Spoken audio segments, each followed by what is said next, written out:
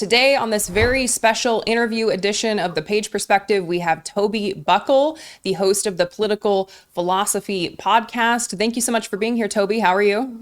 I'm good. Thanks for having me on. I want to tell the audience why you're here, and it's because I read this article that you wrote in the Liberal Currents, and it's called "The Trump Alarmists Were Right, We Should Say So."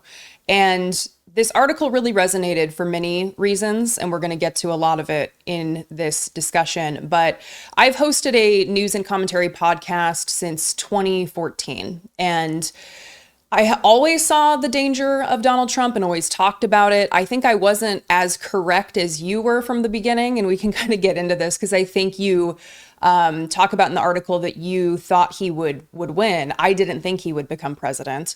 I think I had like too much hope in humanity was the primary problem there. But over the years, I've been met with a lot of anger, whether it be from centrist Democrats or maybe people who consider themselves leftists, who seem to be more angry with the Democratic Party than they were with the Republican Party. And maybe that played a role in them misdiagnosing the threat of Donald Trump. And I guess it's difficult to balance criticism of the Democratic Party with the need to defeat someone like Donald Trump. So what would you say? What was it about your process that allowed you to be right about Donald Trump from the beginning? Yeah, I mean, it's a bit of a hard question to answer modestly, isn't it? And this is what I sort of talk about in the article, is there is a discomfort factor to saying, but I was right. Like, it feels rude to say that.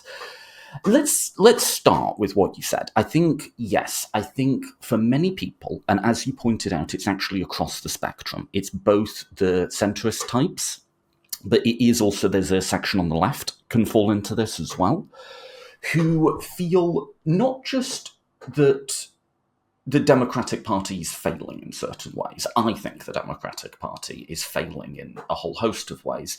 But feel, well, of course, like, parties are not perfect things. Like, these are very crude instruments, right? Right. But who feel like it is the fault of the Democratic Party, or possibly liberalism or progressivism writ large, that Donald Trump occurred in the first place, right? That if it were not for all of these woke kids on college campuses, if it were not for the rhetorical excesses of social justice and the supposed silencing culture that it promotes, or on the left, if it were not for the neoliberal, globalized, unequal economy that the Democrats have been complicit in creating, Donald Trump would not have arisen, right? Right. I call these reaction narratives. Do we see Trump as an action? You know, he is self-consciously appealing to racism, sexism, these currents in American history. Or do we see him as a reaction? He came about because we got too woke or we got too unequal. And I think that's the first. There's a few things that went wrong for people, right? But that's one of the big things that went wrong for people, is they got early in, these were developing as early as like 2016. People got locked into these like reaction narratives, and they kind of couldn't think their way out of them, even when all the evidence and data and studies in the world have said this isn't what's moving voting behavior. Mm-hmm. So it's a fundamental human nature problem and our own inability to change with new evidence, or our understanding of the evidence changes. Is that right? I think that's part of it as well. I think, in the article, I profiled three people, David Brooks, Jon Stewart, and Corey Robin, as sort of representatives of the centre-right, the centre-left, and the left, right, to show that it's across the spectrum. And in all of them, I found something. I was reading what they wrote in 2016, and then today, something quite temperamentally similar, which these are people who are locked into their core preoccupations. David Brooks is very much a social justice went too far writer. That is all he ever writes about. And he really can't conceptualize the world outside of that. And even someone a bit more not an idiot, like Corey Robin, is very much locked into a narrative about capitalism and neoliberalism and inequality, which personally I'm more sympathetic to than David Brooks. But nonetheless, just wasn't able to sort of process new information or see something that just was not neatly captured by his paradigm. Trump is not a reaction to economics. There has been class de-alignment, but the majority, the average Trump voter earns $80,000 a year. Like, this is not, household income, sorry. This is not an impoverished electorate. Like, this isn't what's driving it. And I think also a discomfort and a dislike of liberalism. Like, yeah, okay, Trump's not nice, but my God, these liberals are annoying. Oh dear, aren't they being hysterical? Aren't they going too far? I mean, all of them, both on the centre-right, centre-left and left, were so angry at Trump alarmists. Yeah, I guess is part of that their inability to see beyond, like, as you call it, their preoccupations and just kind of their existing worldviews, that they are not flexible in seeing beyond those preconceived notions and the way that they see the world? Or is it primarily some of that wanting to almost punish the liberals that they see as going too far? And, we're kind of starting to see this happen within the Democrat Party right now, where you have people like AOC, Bernie Sanders, going out there on their Fight the Oligarchy tour, talking about inequality, talking about practical ways to make a difference in people's lives. And then you have people like Alyssa Slotkin, the senator from Michigan, coming out and saying, we actually need to stop using the word oligarchy because no one knows what it means. And we need to stop with the woke nonsense, kind of seeing the same pattern that we saw during the election, where Kamala Harris made a decision to become more moderate as she campaigned, and that failed. And so now we're seeing kind of a repeating pattern of, is the Democratic Party going to be flexible and go maybe more left to appeal to a wider set of people? Or are we going to try this thing again where we do the anti-woke thing? How do you kind of see that happening? I think you're right. I think there is a discomfort and a dislike of liberals asserting themselves or progressives asserting themselves. And I think it's probably gendered. We have been talking in American politics for at least 3 or 4 decades now we generally present liberalism and the Democratic Party as female coded. This, goes all the way back to like Newt Gingrich's latte sipping liberals, all the way through to today's use of terms like cucks or beta males, right? And I think one of the things we tend to do is, when men behave badly, we displace anger and blame from them onto women. So what did you say to make him hit you, right? Did you say something to provoke him and set him off? And we do that also weirdly, but we do, with abstract male-coded entities and female-coded entities. It's not that Republicans are engaging in racism, sexism, and the most deranged conspiracy theories. It must be something the left did to provoke it. As to your question about, are the Democrats going to go down this moderation path? I don't know. Some within the party, Gavin Newsom, Rahm Emanuel, are certainly floating that idea. I think if they do, it's unlikely to work. I think, my own country... Shocking. Yeah. Shocking that you would come to that conclusion. I have a bit of an international perspective on this, right? I'm a UK-US dual national. And so on one side of that, in the UK, we have a Labour government right now, which is a centre-left party. And in order to see off a threat of a rising far right, has lurched to the right on issues like immigration, on issues like trans, right? Not just to the right of where they used to be, but to the right of where the Conservative Party used to be. And that has resulted in the far right being stronger than ever. Reform, which is our far right party, is now ahead in the polls. And I think the thing is, right, I'm all in favour of rhetorically moderating. I personally don't talk in terms of, say, intersectionality and privilege and stuff like that, and I probably wouldn't recommend a politician does. But there's rhetorically moderating and substantively conceding. Are we actively throwing immigrants and trans people under the bus? The Labour government have decided that they want to. And it appears to have just really angered the left without gaining votes in the centre. Right. And I think that that's what happens a lot of times, right? The Democratic Party will try to make these decisions to appease people on the right or moderates, and it doesn't really work when they are making the choices to, for example, throw trans people under the bus. But I want to go back to what you said because I'm particularly interested, as a woman who exists online, what you talked about related to gendered criticism. And I think in response to your article that we're talking about here, that will be linked below, that I recommend that everybody read, you describe some ways that there were gendered criticisms that you received in response to the article. And I guess, can you talk a little bit more about maybe some examples of that you got in response to this article and what your experience has been receiving some of that gendered criticism? Yeah, probably fairly mild from my perspective, to be fair. Like, some people really get harassed online. I'm not saying anything like that happened. So one of the things I've noted is, as I said, we understand liberalism writ large and then liberal institutions like the Democratic Party as female coded. Right? We have a lot of stuff that's designed to work at a subconscious level to kind of make this liberalism female equivalence in our heads, right? It's designed to get in the back of your mind. So one of the things I thought was just sort of interesting and maybe a bit ironic is I wrote an article about how a lot of this debate is gendered, and to be fair, most of the responses were positive, but some of the negative ones I got were very gendered. And I just thought, so the example I highlighted was, quote, I would describe the tone, i.e. the tone of my article, as mewling.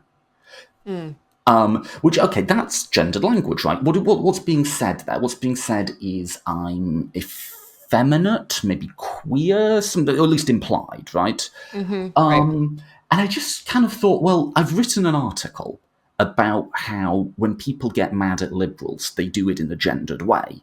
And you're getting mad at me in a gendered way.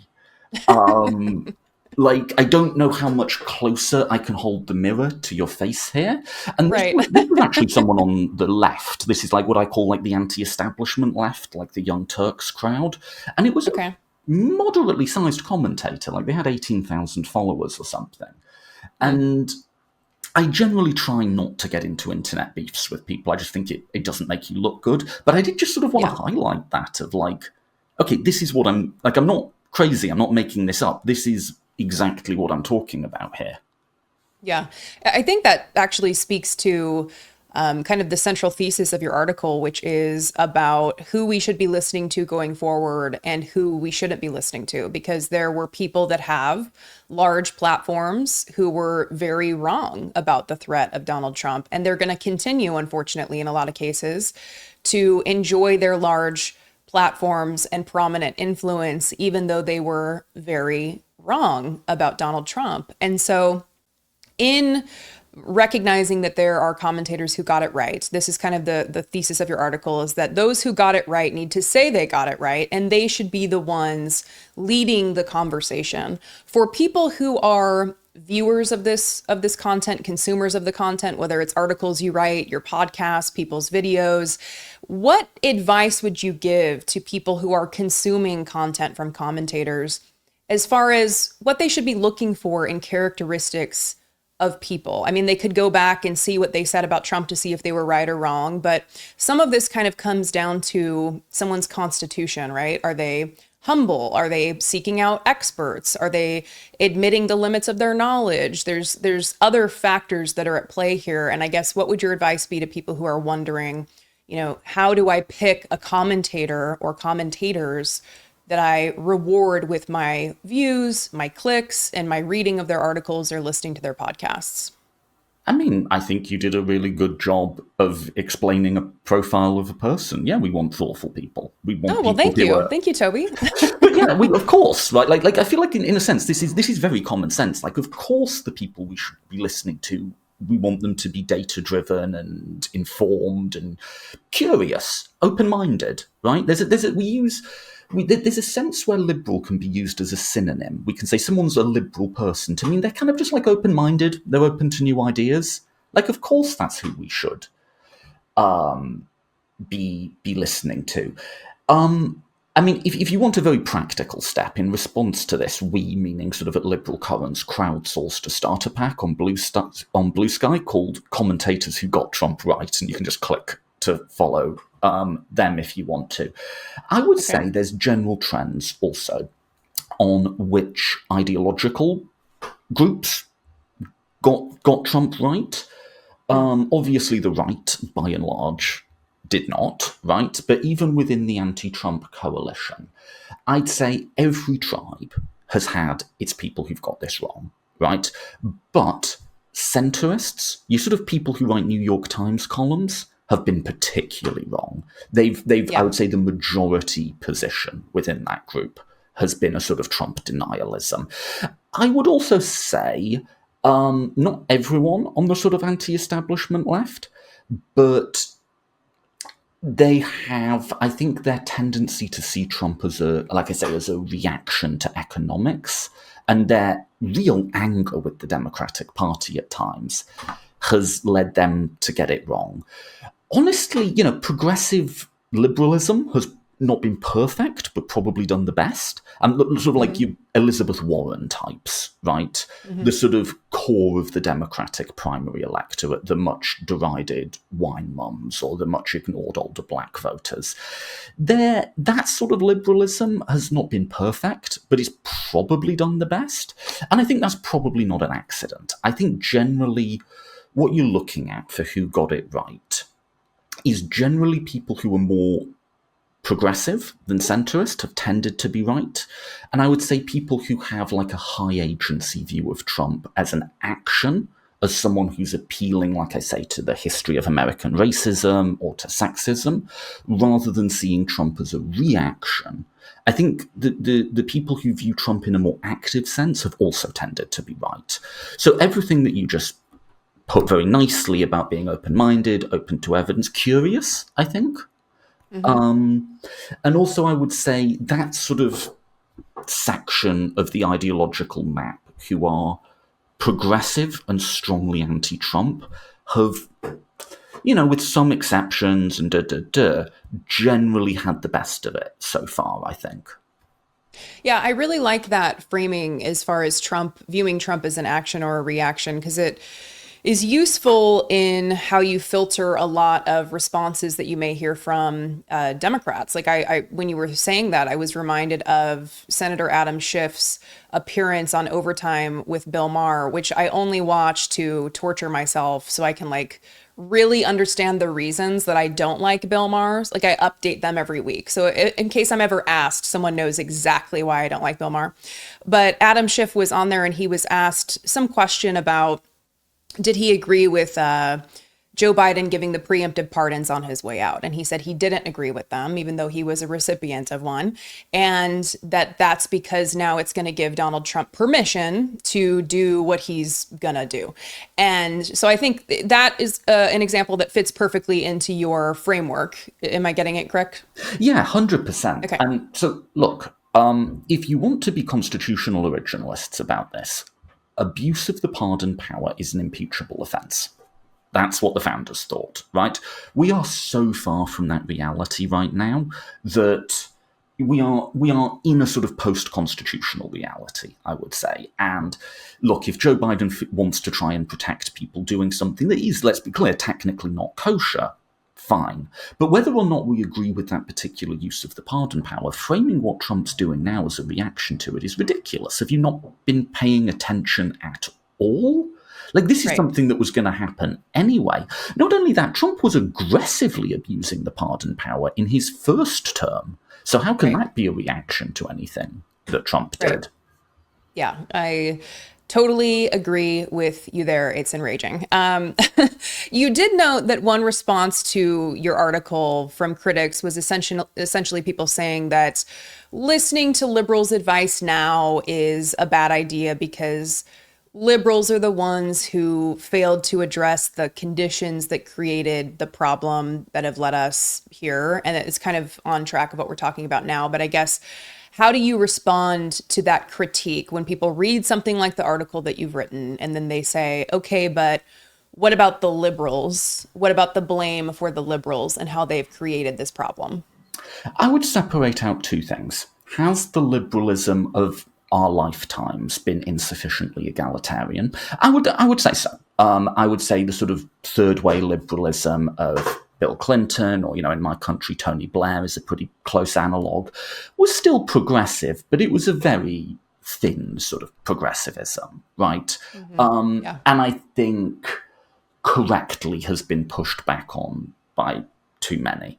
Now, let's not go too far with that critique. Is it Democrats who created our currently unequal economy? Not really, right? We're all living downstream of Reagan and Thatcher. The big jumps in inequality have come Right. under Republican presidencies.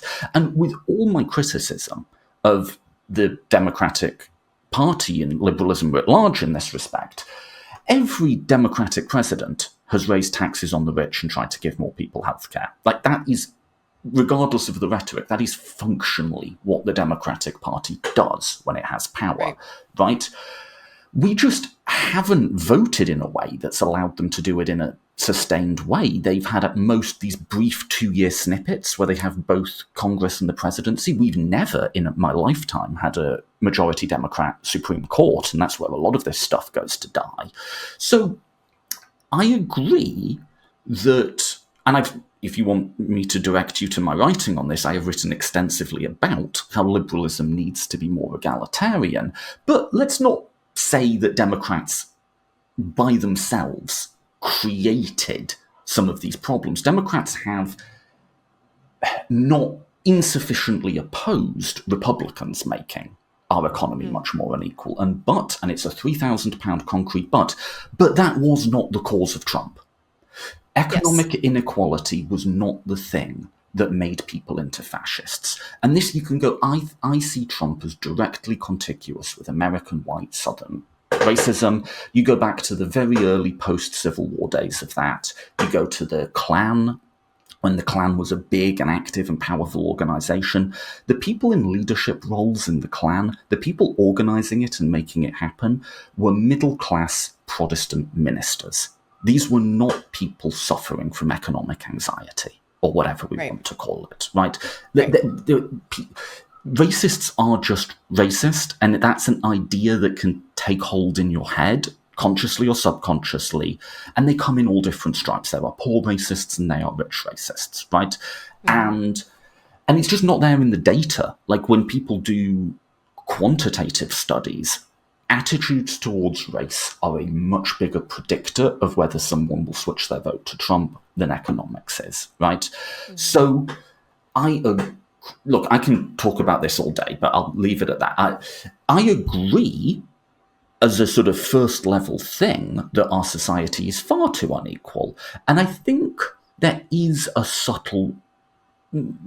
critique of liberalism having compromised too much with a libertarian free market vision of Reagan and Thatcher, that we've conceded too much ground there. I can buy into that. But it is not liberalism that caused the problem in the first place, nor is it that is the thing that prompted fascism. Fascism is a force in its own right. This is the way fascism moves in the world is highly agental. Most of the last decade has been liberals responding to things it has done, and not the other way round. Right. And I also would add to that I don't feel like the solution is to throw in the towel and keep giving the Republican Party the opportunity to take this further and further by not, supporting Democrats come election time. But we can talk about that at another time. You use the word fascism. I just want to get your thoughts on. I hear from people sometimes that are still struggling. I would say they may identify as leftists. I'm talking about people on the left that are struggling to use the word fascism in the face of what we're seeing from the Trump administration. How do you conceptualize people who may be struggling to use that word? How do you see that issue? So, in academia, we've had this long-running debate for a bit now about whether or not to call it fascism. So, Corey Robin, who I cited in my article, has been a long-standing opponent of using the term fascism. And then you've got other people, John Gantz comes to mind, who've argued that we should use the term. I think all that's happening there is this is a bit of a proxy battle for how dangerous is Trump really, right? We have two sides. One, my side that I call the alarmist side, which is, yes, he is actually that dangerous. We are talking existential risk here. And you have another side which is like, yeah, he's not good, but like, calm down, dear, right? I think sometimes the fascism debate is just, it's that debate, but by other means, right? So I'm comfortable using the word fascism. I don't insist anyone else has to. I think, if you really want to get into it, it kind of depends on what you mean by fascism, right? If you've got a very narrow definition of like just interwar Hitler and Mussolini, then obviously Trump isn't within that. But if you have a larger definition that sort of works more by like, what are the sort of recurring themes in fascist rhetoric, then I think there's a pretty good case Trump does meet that. I would say, I'm not particularly hung up on whether we use the word or not. I do. I would say the main thing is, are we viewing this as an existential crisis or not? And I think we are, and I think we have to insist that we are. And I think we have to insist that people who've been insisting that we're not maybe take a back seat and think about what they've done, right? Yeah. Yeah, something that I've been thinking about, and, I'm not trying to do like an armchair psychoanalysis right now, even though I am a licensed psychotherapist. This is a separate, thing that's happening right now. But I am wondering how much of it is almost protective, that if they were to use the word fascism, that implicit in that would be an acknowledgement that, number one, they were wrong. Number two, they maybe should have done something differently during the campaign and during the election. And that maybe it's a sensitivity that they have in using the word, because it, like you said, it would acknowledge how bad things are. And then following that, how wrong they were. And that feels really vulnerable to admit. I don't know. Well, I mean, I'll leave this sort of psychoanalysis to you, but no, I think, yeah, right? Like, I think what you have are people who, even when they sort of say I got it wrong, can't acknowledge any error. And I give examples of this in the article, but, Corey Robin, when he sort of says, yeah, maybe I was wrong, says, look, in the first Trump administration, I thought it wasn't dangerous. I thought people were being hysterical, and I was right about that. And, maybe things went differently in the second Trump administration. And then in David Brooks, in his piece where he sort of says, okay, I maybe downplayed Trump, he spends the majority of the words he writes in that piece complaining about social justice having gone too far. So it's almost just like, just proving again and again and again that they don't get it, right? Yeah. That they are saying you're wrong shouldn't be this awful, terrible thing. This is why I say, liberals have not been perfect, but have actually got it right more, because we do preach, not always practice, but we do preach a sort of open-mindedness, a sort of ability to say, oh, that didn't quite go the way I thought it would. What do I need to update? A view of knowledge as continually developing and unfolding, right? And yeah, I see in all of the figures I profiled, a real stubbornness, a real inability to say, we got it wrong. I think there is something, I don't have the psychological language, but something irreducibly temperamental about this. It's just there's something about people's characters who are just not good at saying, I got it wrong, much less of learning something from that. Yeah.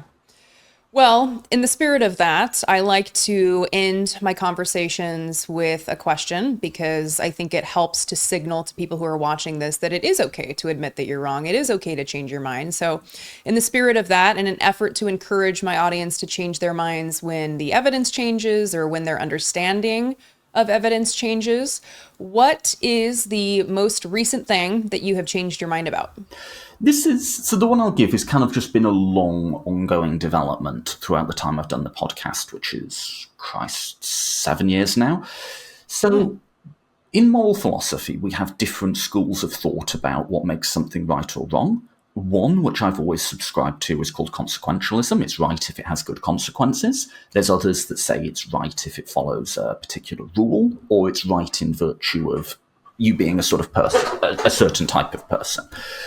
So when I started the podcast, I was a very hardcore consequentialist. Utilitarianism is just right. I still mostly believe that, but I've really softened on how I engage and talk about, say, I feel much more comfortable now using the language of rights, which is a very non-consequentialist framework, right? And so I think what I've changed my mind about is I still think there's a lot of validity to consequentialism, but it's not the only game in town. And as much as anything else, these different moral philosophies are languages that we have for explaining and interacting with the world. And yeah, you sometimes shift between those languages. You sometimes talk in terms of consequences, you sometimes talk in terms of rights. And that's okay, and we don't need to be diehards about it. I think that's the perfect one. I mean, it sounds like it's still kind of in flux too. Like you're open, to hit on another theme of our conversation, you're open to continuing to evolve in your perspective on this.